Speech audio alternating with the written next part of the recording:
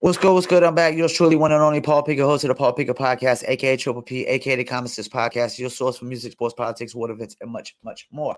Today, I'm going to react to a video. I think it's a temple video titled 12,000 Migrants Overwhelm Island of Lampedusa outnumber residents 2-1. 2-1. That's crazy. That's crazy. That is so crazy. And we're actually, as you see, I got 2 views nowadays for my podcast. We're gonna try to go dual screen and whatnot, where we can kind of just go, back and forth and back and forth, So let me get into a word from Dizzle brand premium luxury liqueur first. And then we're going to get into this video. That lit, that slap, it is that one. That everybody talking about Dizzle new drink. They like that's that turn. That lit, that slap, it is that one. That everybody talking about Dizzle new drink. They like you can Dizzle too. Dizzle is a premium luxury liqueur mixed with agave, tequila, cognac, and orange liquor mango mix. Throw your Dizzle on ice and it's nice. If you want to order your very own bottle or bottles of Dizzle premium luxury liqueur, go to dizzlebrand.com. Click on order online on the homepage. That'll take you to Melio's Beverage. Remember, you must be 21 and over. Shipping and handling is included. Also, the Dizzle Brand merch as well. Get Dizzle Brand merch at dizzlebrand.com. Click on the merchandise store. They got hats, t-shirts, hoodies, sweatshirts, and more. Also, it's available at etsy.com, etsy.com. Search for Dizzle Brand or go to etsy.com/shop/Dizzle Brand. And don't forget about the Dizzle Brand gummies, now available in lemon, blueberry, and strawberry. Strawberries are my favorite. You can get those at dizzlenova.com. Link will be in the description. Get the Dizzle Brand gummies at dizzlenova.com. All right, let's get into it. Trump Jr., Matt Gaetz, and Luke Rudkowski. Join us there. Get your tickets by clicking the link in the description below or by going to timcast.com. This is an existential crisis we have that we need to address. Lampedusa, the migrant crisis. Lampedusa. Nurse says, welcome everyone, as island's residents complain they have to wait for care. More than 12,000 migrants have arrived on the Italian island of Lampedusa in the past week, putting the staff, like Franco Galletto, under serious strain. You may have seen the story. There's an island in Italy. It is relatively close to Tunisia. It has 6,550 or so residents, and there are now 12,000 migrants, economic migrants, who have come in, most of them fighting age males. I'm sorry, man. Look, there's videos of people setting up barricades. There's a video going viral of people fighting. That is not from this island. That was an older video. But there is a video going viral right now that I haven't confirmed where it shows people setting up barricades. And the argument is, look, these migrants have started setting up their own territorial zones. You get 12,000 people into your community of 6,000, your community does not exist anymore. It's over. Let's stop right there.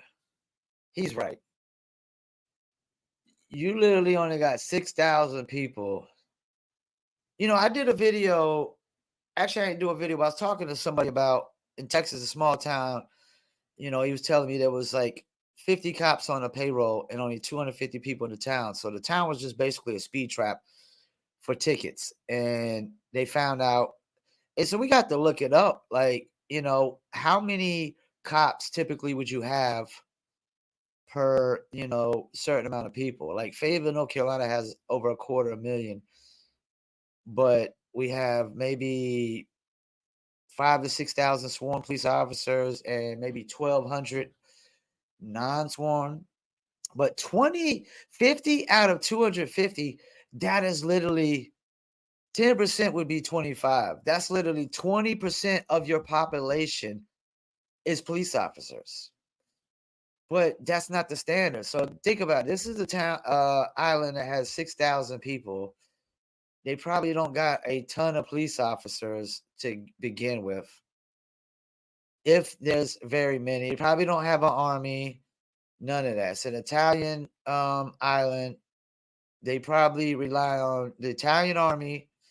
They probably got very few law enforcement there for 6,000 people. What is that? Maybe 60 cops at most. Maybe 50 or 60 cops for 6,000 people at most. Like the town that had 250, that's like, Andy Griffin and, his guy Barney. Andy Griffin and Barney, and then like maybe 2 or 3 part-timers, and that's it. But wow, like you literally, and not even just like, are they outnumbering you? Your economy has to be getting screwed overnight.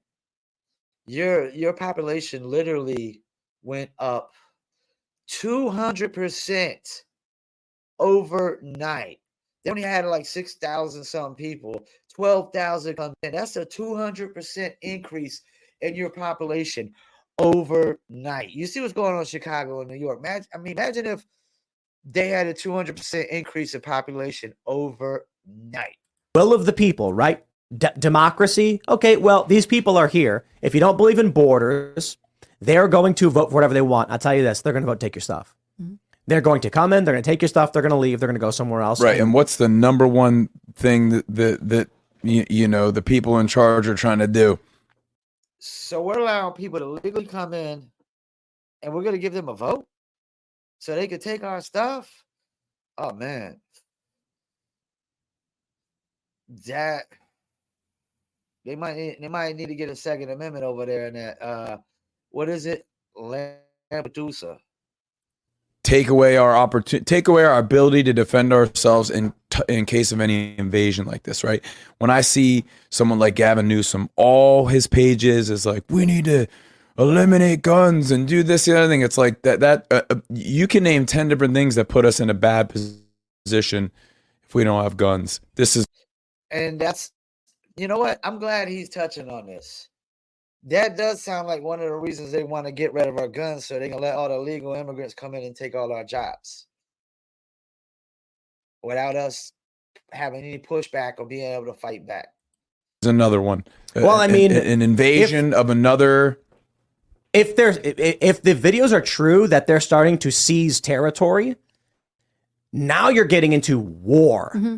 And that's a scary thought. Yeah, someone referred to the migrants that just came in today as reinforcements. Yeah, this island is effectively occupied by migrants from Northern Africa. That's what this is. I mean, the Interior Minister of France went there today, and he said, we should help Italy, and we should keep our borders open, and it's very important.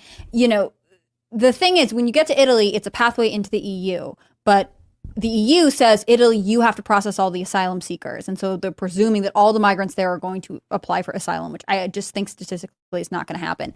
And so this becomes an incredible problem that communities are having to deal with. You were talking about wanting to do things locally. These 6,000 people are now having to accommodate 12,000 people. Impossible. It's not going to happen. It's not just that. It's that if we're supposed to, you see what AOC was saying in New York when she said, everyone's screaming at her saying, get these illegal immigrants out of our city. Their resources are strained. And she says, we're going to give them work rights. We're going to give them more of our tax resources. And we're going to give them a special protected status. She's yelling over the people who are screaming at her to stop. She does not care. So now think about what's going on with the EU. This problem's been happening for a decade plus. It got really, really bad several years ago, and it's not being abated. If they follow the course they have in many other countries, what's going to happen is the people who are there will just be given special rights. What happens when you have a piece of land with 12,000 people who are not allowed to vote, and there are 6,500 people who do vote? Eventually, the 12,000 people say, there's more of us than there are of you, and we now get the right to vote. So what will likely happen in these circumstances is that, I'm sorry, your laws are only meaningful so long as they can be enforced. Your borders are only meaningful so long as they can be enforced. 12,000 people show up, by all means, your law still exists for you, not for them. They don't know your laws and they don't care. And if they want to set up barricades and take territory, they'll just do it. People need to understand that when it comes to law, it's just what's in your brain, right? If you go if you're like from West Virginia, you go to Ohio, law's different. You might do something you didn't even know was illegal. Let's say Pennsylvania, you're allowed to carry a gun in Pennsylvania, not in New Jersey. You didn't know that. Well, you went somewhere else. The laws were different. Mm-hmm. So what this is that woman who went to New Jersey and had a gun and didn't know it was illegal and got arrested. She did not know the law of this other place. Now, what happens if? That's no excuse, though. If you go to other places and not knowing the laws is not an excuse. 10,000 people crossing New Jersey. Is that one cop going to be able to stop anybody? Your law only applies to you who know it and follow it. And I mean, to add on top of this, most people don't even know when new laws get passed anyway, especially when they ban guns, because it's like, how are you supposed to follow all that stuff? They expect you to. That'd be a good app. But my point here is this. If 12,000 people come into Lampedusa, do you think these 12,000 people know what the laws are? Do you think they care? Some of them are probably evil too. Some probably will just try to take what's theirs or take what they want, or you're going to deal with a lot of hostility there if 12,000 people that don't have much are in a place that has a lot of resources. Well, doesn't the EU already subsidize the residences to house immigrants? So, I mean, we already know the first thing that they're going to do. They're going to start making these locals house these people in their homes. Yeah. The expectation is that they're going to be like, you got to put four. Each house has to, we have double the people in our country now. So you got to put 4 people in each house. Well, and if you read all the mainstream media articles that came out about it today, they all say, but what about the Tunisia deal? And this was the idea that the UN president, von Ledersen, I can never say her name, but she and the prime minister of Italy were working out a deal with Tunisia because Tunisia is the biggest gateway for all of this. I mean, this is where smugglers headquarters, people who are displaced within Africa know to go to Tunisia and then potentially get into Italy there. And they were going to offer them Tunisia's economy is in shambles, and they were saying, we'll give you a lot of money to stop these boats from coming over. But we know, I mean, we talked about this, that ultimately means that Tunisia is like, well, when we need more money, we'll just let the migration go back up. The deal hasn't been brokered. It's getting stopped. It's stalled in Brussels. But ultimately, this is a terrible system. It's similar to having malware in your casino thing where you can say, give me money. Okay, I fixed the problem. Let me chime in real quick. Hate to cut her off, but is I bet nobody steps in for this island, which is an Italian island. Like the country of Italy should be stepping in and helping these people out on this island. Not only to have so they don't have all their shit just taken and conquered from them. Also, because the economy has to be in shambles right now. The island has to be in shambles right now. They're probably all running around like chickens with their heads cut off, not knowing what to do. I mean, yeah, man. And what do you do? 12, you only got 6,000. Even if it was just a town, what do you do? 12,000 people come into your town all at once. You don't even got the houses for it, but they all in your town at once. This is crazy. There's a lot of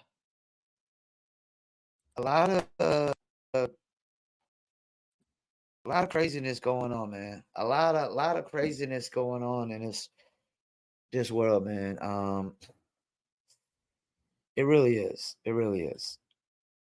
It really is. I wouldn't know how to react to this if I stayed on the island.